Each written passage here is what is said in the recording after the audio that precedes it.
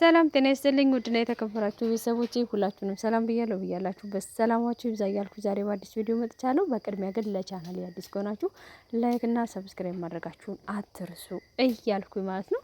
እንግዲህ ዛሬ ሀይሚዬ ከብሩኬ ጋር ጥሩ ጊዜ ለማሳለፍ መሞከር አለብኝ ብላ እንግዲህ ምንም ነገር ቢመጣ መጋፈጥ አለብኝ፣ ማንኛውም ነገር ዝም ብዬ ለምትወዱት ሰው መስዋዕትነት መክፈል ያለ ነው። የምትወዱትን ሰው ዝም ብላችሁ ማጣት የለባችሁም እና ያንንም ደግሞ መስዋዕትነት መክፈል አለብኝ። ስለዚህ እስከ መጨረሻው ድረስ እጋፈጣለሁ፣ እታገላለሁ ብላ ዛሬ እንግዲህ ከብሩኬ ጋር ጥሩ ጊዜ ለማሳለፍ ወስናለች ማለት ነው። ይሄንንም ካየች እዩ ደግሞ ተስፋ ትቆርጣለች። ምክንያቱም እኔና ብሩኬ ለሚኖረን ግንኙነት ይበጀናል ብላለች ዛሬ ማለት ነው። እንግዲህ ሀይሚዬ እያደረገች ያለችውን ነገር እንግዲህ አይታችኋል ማለት ነው።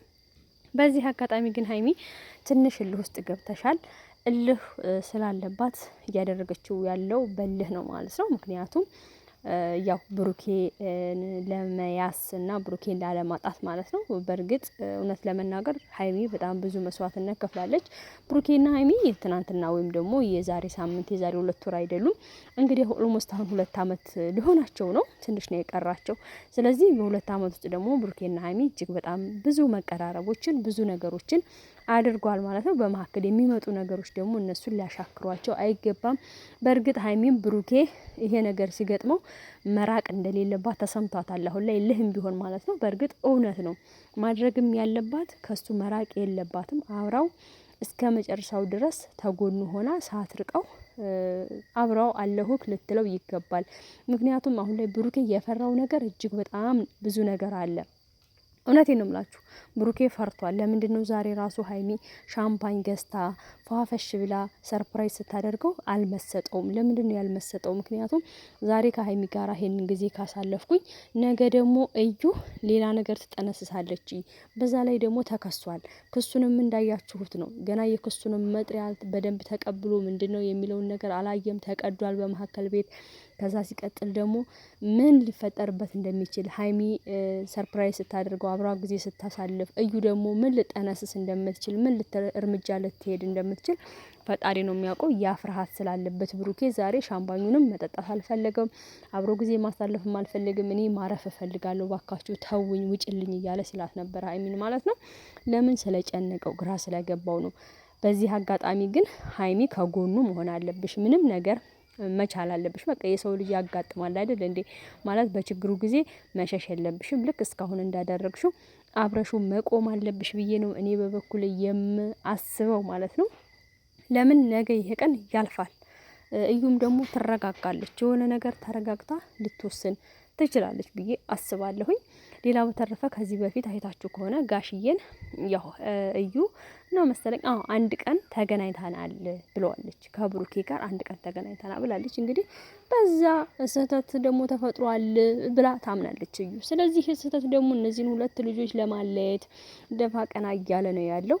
ይህንን ነገር ደግሞ እንግዲህ መቋጨት የሚችሉት እነሱ ናቸው። ብቻ ነገሩ ተረጋግቶ መሬት እስከሚረግጥ ድረስ ትዕግስት ያስፈልጋል ብዬ አስባለሁኝ። እና ደግሞ እኔ ሌላ አደራ የምላት ነገር ሀይሚን ነው ማለት ነው። በዚሁ ቀጥይ፣ ታገሺ።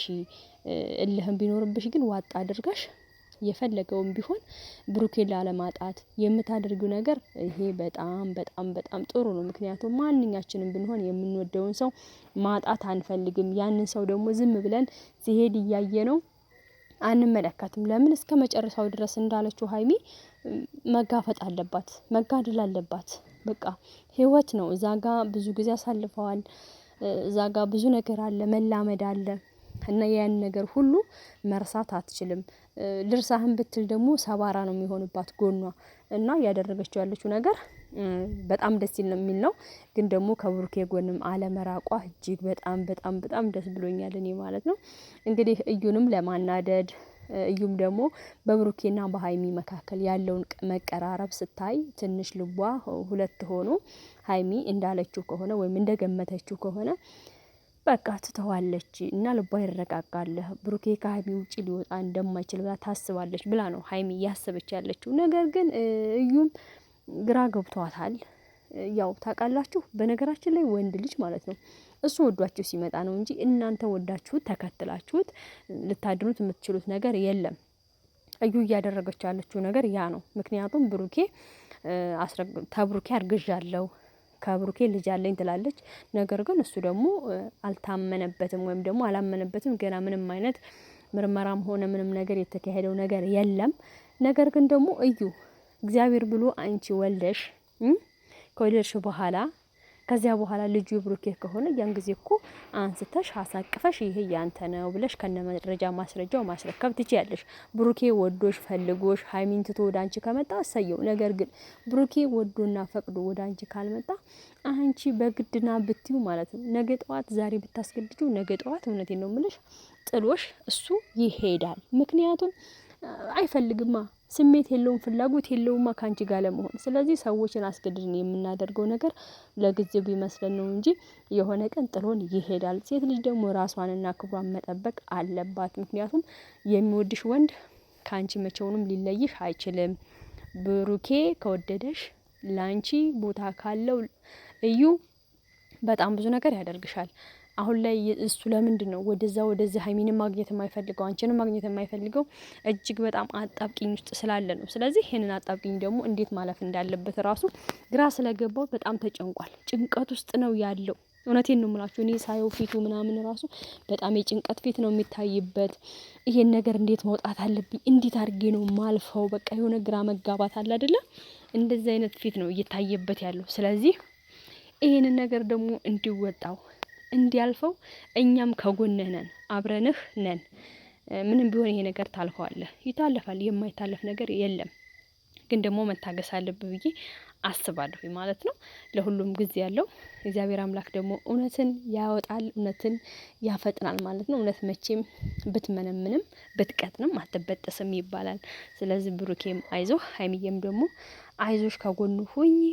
መቼም ከጎኑ እንደማትርቂ እኛ ተስፋ እናደርጋለን እላችኋለሁ። ውድ ቤተሰቦቼ ለማንኛውም አብራችሁኝ ስለነበራችሁ ስለምታበረታቱኝ፣ ላይክ ሰብስክራይብ ስለምታደርጉኝ ከልብ ነው የማመሰግነው። ዛሬም ነገም ከሀይሚና ከብሩኬ ጎን ነን። መቼም ቢሆን ሀይሚና ብሩኬ አይለያዩም። ይለያያሉ ብላችሁ ደስ ያላችሁ ካላችሁ አይዟችሁ፣ ውሃ እየጠጣችሁ ነው የምላችሁ። መልካም ጊዜ። ከልብ አመሰግናለሁ።